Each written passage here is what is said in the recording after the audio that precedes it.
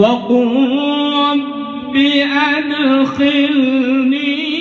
مدخل صدق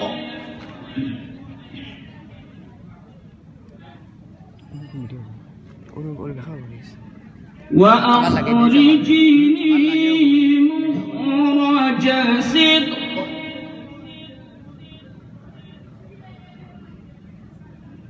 واجعل لي من لدنك سلطانا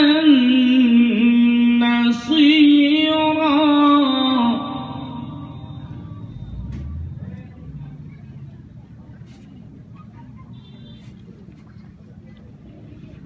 وقل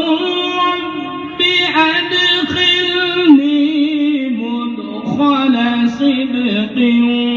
وأخرجني